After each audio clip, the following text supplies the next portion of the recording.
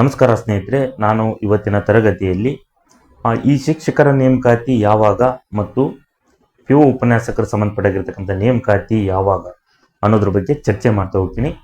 ಹಾಗಾದರೆ ಬನ್ನಿ, ಫಸ್ಟು ಈ ಶಿಕ್ಷಕರ ನೇಮಕಾತಿ ಏನು 15,000 ಶಿಕ್ಷಕರ ನೇಮಕಾತಿಯ ಒಂದು ಸಂಬಂಧಪಟ್ಟ ವಿಚಾರ ನಾವು ನೋಡ್ಬೋದು. ಬಜೆಟ್ನಲ್ಲಿ ಏನು 2026-27ನೇ ಬಜೆಟ್ನಲ್ಲಿ ಏನು ಹೇಳಿದ್ರು, ಅಲ್ಲಿ ವಿಷಯದ ಪ್ರಕಾರ CM ಘೋಷಣೆ ಮಾಡಿದ್ರು. ಏನಪ್ಪಾ ಅಂದ್ರೆ 15,000 ಆಗಿರ್ತಕ್ಕಂಥ ಶಾಲಾ ಶಿಕ್ಷಕರ ಅಂದ್ರೆ ಶಾಲೆ ಮತ್ತು ಕಾಲೇಜಲ್ಲಿ ಇರ್ತಕ್ಕಂತಹ ಏನು ಹುದ್ದೆಗಳನ್ನು ನಾವು ನೇಮಕ ಮಾಡ್ಕೊಳ್ತೀವಿ, ಏನು 2026-27 ಅಂತ ಹೇಳಿದ್ರು. ಹಾಗಾದ್ರೆ ಈ 2026-27ನೇ ಸಾಲಿನಲ್ಲಿ ಏನಪ್ಪಾ ಅಂದ್ರೆ ನೋಟಿಫಿಕೇಶನ್ ಮಾಡಿ ನಾವು ಅವ್ರನ್ನ ತುಂಬಿಕೊಳ್ತೀವಿ ಪೋಸ್ಟ್ಗಳು ಅನ್ನೋದ್ರ ಬಗ್ಗೆ ಹೇಳಿದ್ರು. ಹಾಗಾದ್ರೆ ಇದರಲ್ಲಿ ಹಲವಾರು ರೀತಿಯಾಗಿರ್ತಕ್ಕಂಥ ಅಪ್ಡೇಟ್ಗಳು ಮತ್ತು ಚೇಂಜ್ಗಳು ಕೂಡ ಆದವು. ಏನಪ್ಪಾ ಅನ್ನೋದಾದ್ರೆ HSTR ಮತ್ತು PSTR ಆಗಿರ್ಬೋದು ಮತ್ತು GPSTR ಹುದ್ದೆಗಳ ಬಗ್ಗೆ ನಾವು ಚರ್ಚೆ ಮಾಡಿದಾಗ ಫಸ್ಟ್ ಅದರಲ್ಲಿ ಪ್ರಮುಖವಾಗಿ ಬರೋಣ.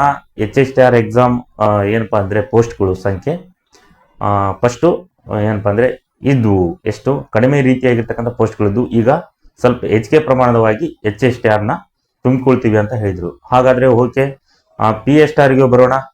PSTR ನೋಡಿ, ಈಗ ಅಲ್ಲಿ HK ವಿಭಾಗದಲ್ಲಿ ಸುಮಾರು 5,000 ನಾವು ಪೋಸ್ಟ್ಗಳನ್ನು ತುಂಬ್ಕೊಂತೀವಿ, ಜೊತೆಗೆ ನಾನ್ HKಗೂ ಕೂಡ ನಾವು ನೋಟಿಫಿಕೇಶನ್ ಮಾಡ್ತೀವಿ ಅಂತ ಹೇಳಿದ್ರು. ಹಾಗೆ ಕೆಲವೊಂದು ಈಗ ಇಲಾಖೆವಾರಲ್ಲಿ ಕೆಲವೊಬ್ಬರು ಏನು ಮಾಹಿತಿ ಪ್ರಕಾರ ಸಂಬಂಧಪಟ್ಟಿರ್ತಕ್ಕಂಥದ್ದು ಇಲಾಖೆ ಏನು ಸ್ಪಷ್ಟಪಡಿಸಿ ಕಡಿಮೆ ಹುದ್ದೆಗಳು ಅನ್ನೋ ಬಗ್ಗೆ ಮಾಹಿತಿ ಹೇಳಿತು. ಸೊ ಇದಕ್ಕೆ ಸಂಬಂಧಪಟ್ಟಿರ್ತಕ್ಕಂಥ GPSTR ಹುದ್ದೆಗಳ ಬಗ್ಗೆ ನಾವು ನೋಡಿದಾಗ ಅಲ್ಲಿ ಏನಪ್ಪಾ ಅಂದ್ರೆ GPSTR ಹುದ್ದೆಗಳನ್ನು ನೇಮಕ ಮಾಡ್ತೀವಿ ಅಂತ ಹೇಳಿದ್ರು. ಒಟ್ಟು 15,000 ಶಿಕ್ಷಕರ ನೇಮಕಾತಿಯಲ್ಲಿ ಈ 3 ಹಂತಗಳಲ್ಲಿ ನೇಮಕ ಮಾಡಿಕೊಳ್ತೀವಿ ಅನ್ನೋದಾದ್ರೆ ಇಲ್ಲಿ 3 ಹುದ್ದೆಗಳಿಗೆ ಸಮಾನ ಪ್ರಮಾಣವಾಗಿರ್ತಕ್ಕಂತಹ ಅಲ್ಲಿ ಪೋಸ್ಟ್ಗಳನ್ನು ಕೊಡಿ ಅಂತ ನಾವು ಹೇಳ್ತೀವಿ. ಯಾಕಪ್ಪ ಅಂದ್ರೆ ನೋಡ್ಬೋದು, ಈಗ PSTR ಅಭ್ಯರ್ಥಿಗಳು ಏನಪ್ಪಾ ಅಂದ್ರೆ ಅಳಲನ್ನು ತೋರಿಸ್ತಿದ್ದಾರೆ. ಯಾಕಂದ್ರೆ ಅವರು ಫಸ್ಟ್ ಪ್ರಮುಖವಾಗಿ PSTR ಹುದ್ದೆಗಳನ್ನೇ ಅತಿ ಹೆಚ್ಚು ಇದಾವೆ ಎಂದು ಮಾಹಿತಿ ಕೊಟ್ಟರು. ಏನು ಇಲಾಖೆವಾರು ಏನಪ್ಪೋ ಸ್ಪಷ್ಟನೆ ಕೊಟ್ಟಾಗ ಅವರು ಈಗ PSTR ಹುದ್ದೆಗಳು ಕಡಿಮೆ ಇದೆ ಅನ್ನೋ ಒಂದು ಮಾಹಿತಿ ಕೂಡ ಬರ್ತಾ ಇದೆ. ಅದಕ್ಕೆ ಹಲವಾರು ರೀತಿಯಾಗಿರ್ತಕ್ಕಂಥ ವಿದ್ಯಾರ್ಥಿಗಳು ಪ್ರತಿಭಟನೆ ಕೂಡ ಮಾಡ್ತಿದ್ದಾರೆ. ನಾವು ಕೂಡ ಅದಕ್ಕೆ ಏನಪ್ಪಾ ಅಂದ್ರೆ ಪ್ರತಿಭಟನೆ ಕೂಡ ನಾವು ಮಾಡ್ತಿದ್ದೀವಿ. ಜೊತೆಗೆ ಈ PSTR ಅಭ್ಯರ್ಥಿಗಳಿಗೆ ಅತಿ ಹೆಚ್ಚು ನೋಟಿಫಿಕೇಶನ್ ಆಗಬೇಕು ಆಕ್ಚುಲಿ ನೋಡ್ಬೇಕಾದ್ರೆ, ಯಾಕಂದ್ರೆ ಅದು ಕಡಿಮೆ ಸಂಖ್ಯೆಯಲ್ಲಿ ಇದೀವಿ ಅನ್ನೋದು ಒಂದು ಮಾಹಿತಿ ಕೂಡ ಸಿಗ್ತಾ ಇದೆ. ಹಲವಾರು ರೀತಿಯಾಗಿರ್ತಕ್ಕಂಥ ಯೂಟ್ಯೂಬ್ ತರ ವಿಷಯಗಳಿಂದನೂ ಕೂಡ ಸಿಗ್ತಾ ಇದೆ. ಹಾಗಾಗಿ ಯಾವುದೇ ರೀತಿಯಾಗಿರ್ತಕ್ಕಂಥ PSTR ಅಭ್ಯರ್ಥಿಗಳಿಗೆ ಮೋಸ ಆಗಬಾರ್ದು. ಈ 3 ಹಂತಗಳಲ್ಲಿ ಏನು GPSTR ಇದು, PSTR ಮತ್ತು HSTRಗೆ ಸಮಾನ ಪ್ರಮಾಣವಾಗಿರ್ತಕ್ಕಂಥ ಶಿಕ್ಷಕರ ನೇಮಕಾತಿ ಮಾಡಿಕೊಳ್ಬೇಕು. ಯಾಕಂದ್ರೆ PSTR ಕೂಡ ಸುಮಾರು 10 ವರ್ಷಗಳಿಂದ ನೇಮಕಾತ ಆಗಿಲ್ಲ. ಹಲವಾರು ರೀತಿಯಾಗಿರ್ತಕ್ಕಂಥ ಕ್ವಾಲಿಫೈ ಇದ್ದಾರೆ, D.Ed ಮಾಡಿ ಸುಮಾರು ವರ್ಷಗಳಿಂದ ಕೂಡ ಅವರು ಸ್ಟಡಿ ಮಾಡ್ತಿದ್ದಾರೆ. ಅವರಿಗೆ ಆಸೆಯನ್ನು ಕೊಟ್ಟು ಅಂದ್ರೆ ನೋಟಿಫಿಕೇಶನ್ ಮಾಡ್ತೀವಿ ಅಂತ ಹೇಳಿ ಕಡಿಮೆ ಸಂಖ್ಯೆಯಲ್ಲಿ ಅವರು ನೋಟಿಫಿಕೇಶನ್ ಮಾಡಬಾರ್ದು.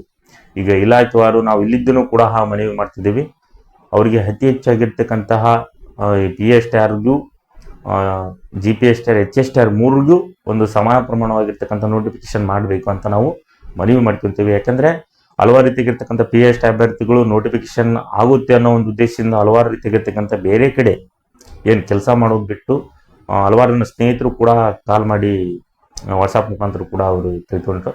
ಏನಪ್ಪಾ ಅಂದ್ರೆ ಸರ್, ಯಾವ ರೀತಿ ನಾವು ಈ PSTR ನೋಟಿಫಿಕೇಶನ್ ಆಗುತ್ತೆ ಅಂತ ಹೇಳಿ ನಾವು ಬೇರೆ ಕೆಲಸವನ್ನು ಬಿಟ್ಟು ಸ್ಟಡಿ ಮಾಡ್ತಿದ್ದೀವಿ ನೋಡಿ, ಈ ರೀತಿಯಾಗಿರ್ತಕ್ಕಂತಹ ಪ್ರಾಬ್ಲಮ್ಗಳನ್ನು ಫೇಸ್ ಮಾಡ್ತಿದ್ದಾರೆ.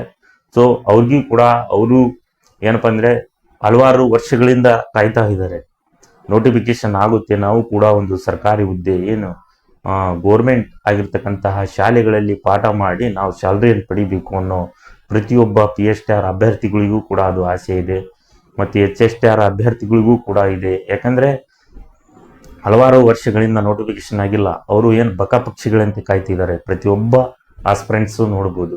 ಹಾಗಾಗಿ ಅವರು ಅಷ್ಟ್ರಿಗೂ ಯಾವುದೇ ರೀತಿಯಾಗಿರ್ತಕ್ಕಂಥ ಮೋಸ ಆಗಬಾರ್ದು. ದಯಮಾಡಿ ಇಲಾಖೆವಾರು ಅದೇನು ಎಡಿಟ್ ಇದೆಯೋ ಅವನ್ನೆಲ್ಲನೂ ಕ್ಲಿಯರ್ ಆಗಿ ಮಾಡ್ಕೊಂಡು ಈ 3 ಹಂತಗಳಿಗೂ ಅವ್ರಿಗೆ ಸಮಾನವಾಗಿರ್ತಕ್ಕಂಥ ಆಗಿರ್ಬೋದು ಸ್ವಲ್ಪ ಅತಿ ಹೆಚ್ಚು ನೋಟಿಫಿಕೇಶನ್ ಮಾಡಿ. ಈಗ 51,000 ನೋಟಿಫಿಕೇಶನ್ ಆರ್ಥಿಕ ಅನುಮೋದನೆ ಪಡೆದಿದೆ ಅನ್ನೋದಾದ್ರೆ ಏನು 15ಕ್ಕಿಂತ ಹೆಚ್ಚು ಸಾವಿರನ್ನು ಕರೆದ್ರೆ ಏನು ತಪ್ಪಲಾಗದು.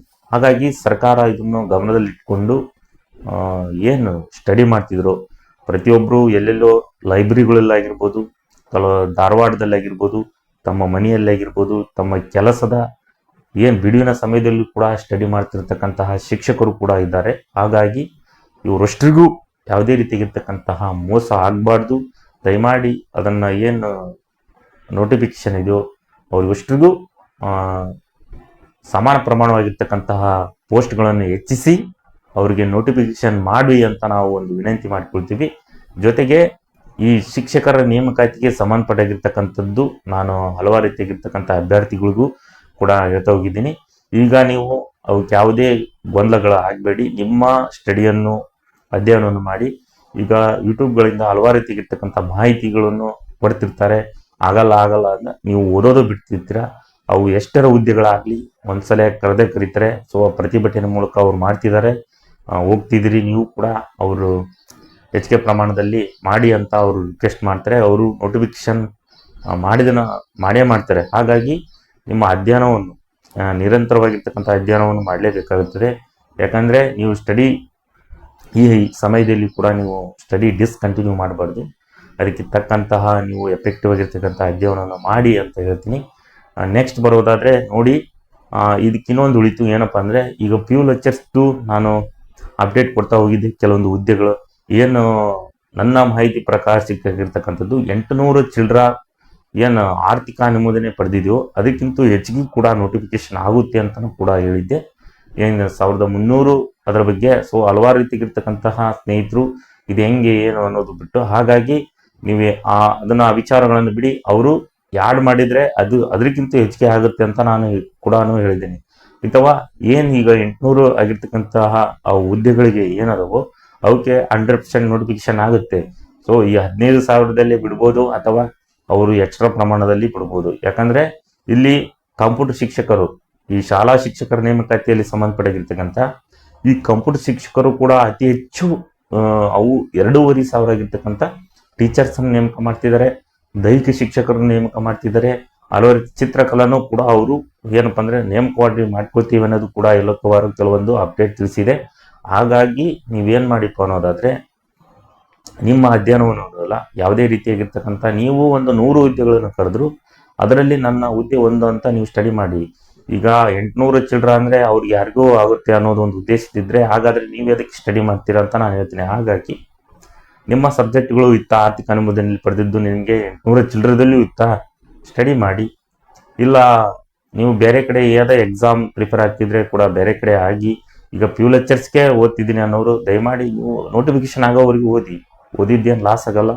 ನೀವು ಓದಿ, ನಿಮ್ಮ ಬಿಡುವಿನ ಸಮಯದಲ್ಲಿ ಏನು ಕೆಲಸ ಮಾಡ್ತಿದ್ರೆ ಹೋಗಿ ಬಿಡುವಿನ ಸಮಯದಲ್ಲಿಯೂ ಕೂಡ ನೀವು ಸ್ಟಡಿ ಮಾಡಿ. ಈ ನೋಟಿಫಿಕೇಶನ್ ಆಗಿಲ್ಲ, ಸೊ ನೋಟಿಫಿಕೇಶನ್ ಆದರೆ 100% ಕ್ಲಿಯರ್ ಆಗುತ್ತೆ ನಿಮಗೆ ಯಾವ ಎಕ್ಸಾಮ್ಗೆ ಓದಬೇಕು.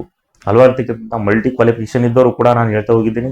ಪ್ಯೂ ಲೆಕ್ಚರ್ಸ್ ಬರೀಬೋದು, HSTR ಎಕ್ಸಾಮ್ ಕೂಡ ಬರೀತಾರೆ, GPSTR ಎಕ್ಸಾಮ್ ಕೂಡ ಎಲಿಜಿಬಲ್ ಆದರೆ, PSTR ಎಕ್ಸಾಮ್ ಕೂಡ ಅಷ್ಟು ಎಕ್ಸಾಮ್ಗೆ ಎಲಿಜಿಬಲ್ ಇದ್ದರೂ ಕೂಡ ಕ್ವಾಲಿಫಿಕೇಶನ್ ಇದ್ದಾರೆ. ಸೊ ಕಾಂಪಿಟೇಷನ್ ಎಲ್ಲಿಗೆ ಹೋಗುತ್ತೆ.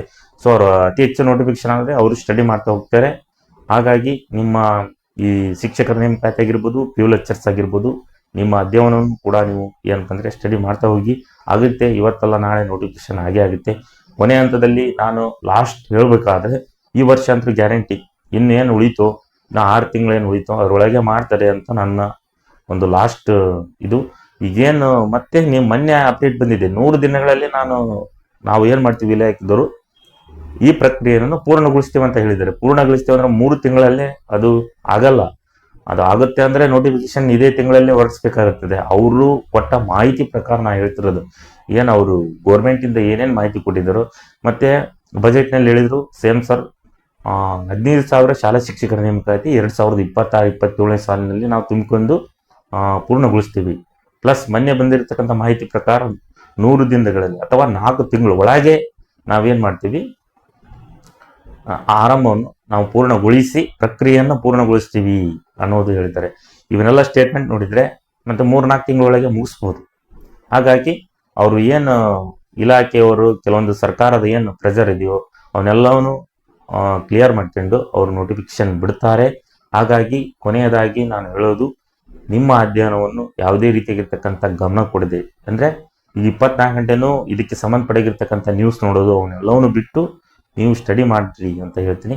ಜೊತೆಗೆ ನಾನು ಪ್ರಮುಖವಾಗಿ ಹೇಳ್ತಾ ಹೋಗಿದ್ದೀನಿ, ಯಾರ್ಯಾರಿಗೆ ಈ ಶಿಕ್ಷಕರ ನೇಮಕಾತಿ ಆಗಿರ್ಬೋದು, ಕೆಲವೊಂದು ಪ್ಯೂ ಲೆಕ್ಚರ್ಸು ಬರೀ ಹಿಸ್ಟ್ರಿ ನಮಗೆ ಸಂಬಂಧಪಟ್ಟಿರ್ತಕ್ಕಂಥ ಒಂದು ನೋಟ್ಸ್ಗಳಿದ್ದಾವೆ, ಕೇವಲ 50 ರೂಪೀಸ್ಗೆ ನಾವು ಸೆಂಡ್ ಮಾಡ್ತಿದ್ದೀವಿ. ಈ ಶಿಕ್ಷಕರ ನೇಮಕಾತಿ HSTR, GPSTR ಮತ್ತು PSTRಗೆ ಸಂಬಂಧಪಟ್ಟಿರ್ತಕ್ಕಂಥ ಕೇವಲ 50 ರೂಪೀಸ್ಗೆ ನಿಮ್ಮ ಸಬ್ಜೆಕ್ಟ್ ಒಟ್ಟು ಏನು ಪೇಪರ್ 1 ಪೇಪರ್ 2 ಇದೆಯೋ ಅಷ್ಟೂ PDF ನೋಟ್ಸ್ ಕಳಿಸ್ತಾ ಇದ್ದೀವಿ. ಜೊತೆಗೆ ನಾವು ವಾಟ್ಸಪ್ ಮೂಲಕ ನಾವು ಡೈಲಿ ಅಪ್ಡೇಟ್ಗಳನ್ನು ಕೊಡ್ತೀವಿ. ಈಗ ಕೆಲವೊಂದು ಇನ್ನೂ ಈ ಜಾಯ್ನ್ ಆಗಿರೋರು ವಾಟ್ಸಪ್ಗೆ ಜಾಯಿನ್ ಇನ್ನೂ ಆಗಿಲ್ಲ. ಸೊ ಅವು ಕೆಲವೊಂದು ವರ್ಕ್ ಇರೋರ ಕಾರಣ ಅವ್ರನ್ನ ನಾವು ವಾಟ್ಸಪ್ ಕಮ್ಯುನಿಟಿ ಗ್ರೂಪ್ಗೆ ಸೇರಿಸಿ ಡೈಲಿ ಒಂದು ಅಪ್ಡೇಟ್ ಕೊಡುವ ಪ್ರಯತ್ನ ಮಾಡ್ತೀವಿ. ನಿಮ್ಮ ಎಕ್ಸಾಮ್ ಪರೀಕ್ಷೆ ಮುಗಿಯೋ ತನಕನೂ ಕೂಡ ನಾವು ನಿಮಗೆ ಸಹಾಯವನ್ನು ಮಾಡ್ತೀವಿ ಅಂತ ಹೇಳಿ, ಹಾಗಾಗಿ ಕೊನೆಯದಾಗಿ ನೀವು ಅವರು ಎಷ್ಟರ ಪೋಸ್ಟ್ ಕರೀಲಿ, ಈಗಂದ್ರೆ 3 ಹಂತಗಳಲ್ಲಿ ಕರೀತಾರೆ, 100% ಕರೀತಾರೆ.